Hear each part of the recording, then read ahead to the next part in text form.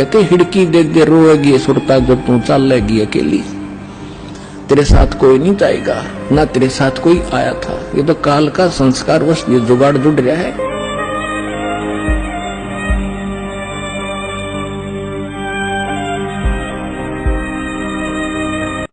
अंत समय जब चले अकेला, तेरे आंसू ने ढल की।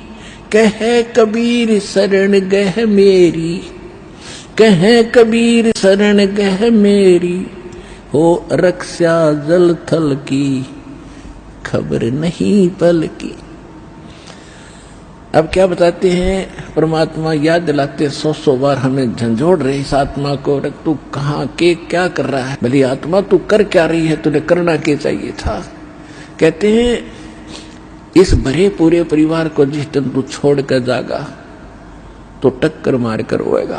कहते हिड़की दे दे रोएगी सुरता जब तू चल लेगी अकेली। तेरे साथ कोई नहीं जाएगा, ना तेरे साथ कोई आया था। ये तो काल का संस्कार वश ये जुगाड़ जुड़ रहा है।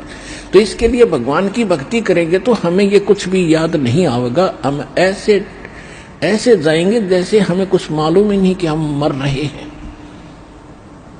हम यहाँ ये मिट्टी छोड़ देंगे तो कौचली है, जैसे सर्प कौचली छोड़ जाता। सर्प तो अलग है, वह कौचली तो और नरी है उसके पास। इसी प्रकार हमारी इस बॉडी के अंदर और बॉडी है जो ओरिजिनल है, और इस मिट्टी वाली से उसके अंदर हमने वह शक्ति पैदा करनी है। जो पाप करते वो पाप इकट्ठे हो जाएंगे, पुण्य और भक्ति करेंगे वो भक्ति से उसमें ताकत आ जाएगी। उसके कारण फिर हम चलते समय हमें कुछ भी याद नहीं आओगे, 1 सेकंड में ऊपर पाओगे बैठे। और यदि हम भक्ति नहीं करते हैं और फिर याद करते हैं, ओहो ये रह गया वो रह गया, फिर मृत्यु के बाद वहीं कुत्ते गधे बनकर वहीं घूम रहे होते उन्हीं गलियों में, और अपने परिवार के सदस्यों के लठ खा रहे होते। तो इस प्रकार हमने ये क्या बताना चाहते हैं